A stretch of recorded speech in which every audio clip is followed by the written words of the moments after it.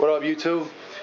Hygro Hybrid coming at you with another extreme DIY video for a very, very good cause, or I wouldn't make this video. I run a negative, or excuse me, I run just a straight neutral room, has no positive pressure or negative pressure on the exhaust, which means it's sealed.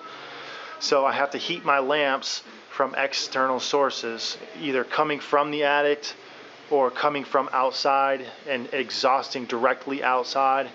So what this does, and this is a badass thing, I built this entire thing for under $25. I went to the store, got a couple planks of this half-inch fiberboard 2x4, and I think they were like $5 a piece. That flange was $5, and then this filter right here I think was $7. And this for a regular looks like a 1x3. They might try and call it a 1x4, but you can see the furring strip that's right here to support the filter. So basically what this does, it's a badass filter for your attic to vent your lights and run a sealed room for CO2 purposes, odor control purposes, pest control purposes.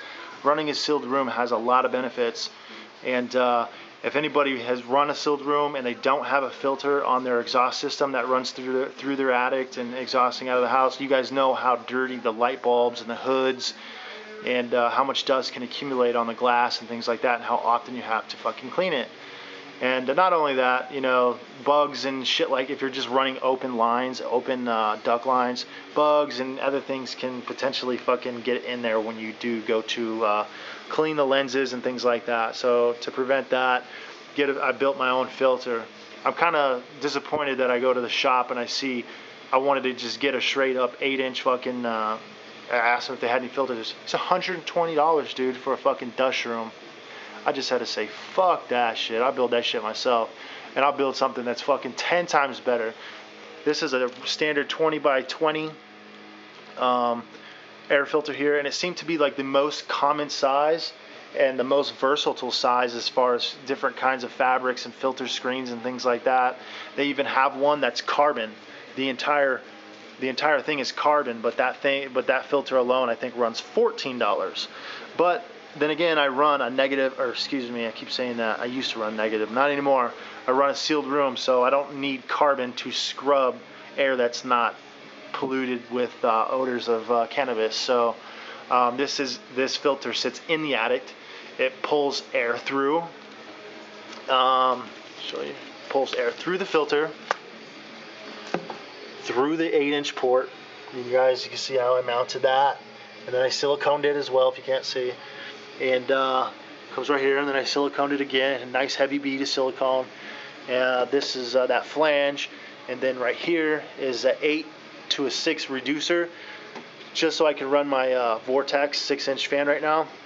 This is plenty right now for 2 600-watt bulbs. When I add another bulb, I'll jump up to the 8-inch fan.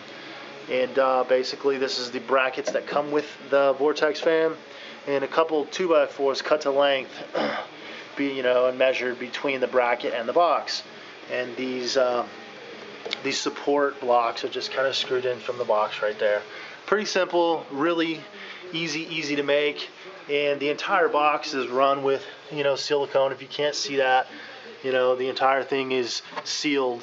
So if air is getting pulled in at all, it's getting pulled in directly through this. And this saves a lot of hassle and headache from cleaning the lamps and the bulbs and things like that. Another benefit to this system right here is that when I built some energy efficient homes here in the city, when we did that, I installed some negative pressure. There's fans that these newer homes are coming with to get Energy Star certified. And you can tell if the home is Energy Star certified if you go down to the electrical panel box and you see an energy efficient symbol or sticker on that box. You know that home is Energy Star certified. Most likely it's got temperature exhaust control fans inside the attic. What that means is that depending on where you live, that the thermostat that is connected to these exhaust fans in the attic will kick on at a certain temperature and exhaust the hot air inside your attic. And they can be set, these thermostats are just, thumb. You can, go and, dial them down or dial them up with your thumb. And, you could set your temperature for, higher in the wintertime to where you don't want it to exhaust, or you can shut it off, or set it, for, a lower temperature where you want your attic to stay a little bit more cooler, which means that the thermostat in the attic would kick on and these exhaust fans would exhaust the air in the attic. And essentially that's what this entire unit does in the end. It filters the air in the attic. Not only does it do that, it filters it. It runs it through the lamps, clean air through the lamps. And this is an intake box. I have built an exhaust manifold. This would be an intake manifold.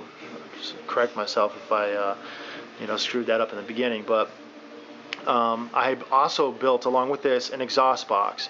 And the exhaust box is very, very simple. It's half as complicated as this, but it's basically more work is done into the flange that goes up on the roof of the house, and that is tucked underneath of the tiles. If you don't know how to do that stuff, hire a roofer to come over and install a flange. You can get an 8-inch flange or a 6-inch flange, whatever size duct you plan on running. But if you're going to have somebody come over and do the work for you, I suggest you just get an 8-inch installed and then flip a reducer on the inside if you're only going to run 6, because in the future you never know what you're going to do. You might run 8 in the future, and you always want that there just in case you decide to upgrade. You don't ever have to call anybody else out to do the job twice. So that's that. Very, very simple, very easy. It's not complicated at all. I've mitered some of these, and this is actually, it's like this, This is actually slanted, and it's like that. The angle is set for the angle of my rafters, that are inside the attic. So this entire assembly will be going up there. That will be up there too, connected on an elbow, 90-degree elbow, and run down into through the lights, and then the heat exhausts directly out of the roof, of the ceiling, the roof. And what that does is, like I said, runs your attic cool, and you go ahead and say your home is now energy certified. There's a couple other little details that these homes come with, but for the most part, they just come with CFLs and a 16-seater AC or 20, whatever the highest SEER AC unit is, and they come with stupid shit. I mean, they might come with a solar panel or two, really small stuff, just like beginner starter kits, and then they might come with a natural gas water heater assisted with solar water heating on top of the roof. But for the most part, dude, this is the main thing. If you run a cool attic, you run a cool house, which means your AC in the house kicks on less. Exhaust the heat, not into the attic, but directly out of the roof or out of the home somewhere.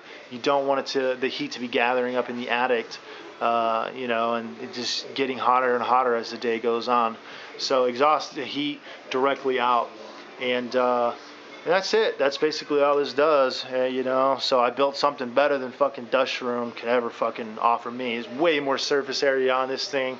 This thing filters mold spores, dust mites and debris, pollen, lint, dust.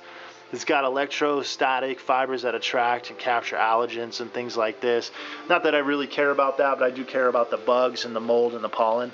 That's the 3. I could have got a better filter, but then you're going to want to spend more money. So I'm not going to go crazy on the filters that I run. It's just this is a standard filter that filters those basic things out. Because when I open my hood, if there's pollen or if there's somehow mold or fucking dust mites, I don't want to have to deal with them, and they contaminate my garden when I go to open up the glass and clean the glass and swap out the bulbs and things like that. So which I shouldn't have to do as much anymore, because now this is filtering the air before it even comes through the hoods. So that's it. Hydro Hybrid coming at you. Everything's a bit of a mess right now because I'm just going over everything with another DIY video. Hope you guys enjoyed. Peace out. And if you are not experienced with you know, the trade and tools to do this, don't do it. Have somebody do it for you, a friend. I'm sure everybody out there's got a friend that's a carpenter. Pay him a little bit of money or give him a little bit of weed and he'll help you out. And if not, you know, just hire a contractor. But first, you guys got to know before you hire a contractor to do any work like this that you always, for your safety, you always got to have your medical marijuana license in your card, and you don't have to worry about nothing. You can hire whoever the fuck you want to come over and service your home, and there ain't not a goddamn thing anybody can do about it. But I don't have to do that. I don't have to pay anybody because this is my trade. HVAC, engineering and construction, and laborers. You know, I've done it all from the beginning to the end. And so another bonus, you know, I guess, and growing. I never thought I would have to apply that any of, you know, my work skill when I started growing. I never thought I would have to build anything. I just thought I was gonna throw a plant under a bulb and get a couple buds. But that's not the case, as we all know. It's a little bit harder than that growing indoors. So, all right, but now that my room will be run sealed and free of dust and pollen and things like that, gathering on the lights, this just helps, you know. My CO2 levels will be staying sky high, maybe like 1,000, 1,400 easily. I go in there now, barely fucking kicking on the CO2 tank, and it's like fucking 1,400, and that's at like a sealed room. So, but this will just assist in the long run. You know, it's more efficient to run this. But I hope this is a good video and give some people some ideas. You don't have to go out and do this exact same thing, but this is to give you an idea of what the entire assembly looks like and what you can do. But this was just custom for my application. So, all right, guys, peace out. Much love. Subscribe, comment, like me, like the video, do something. Give me some props somewhere, man. Later.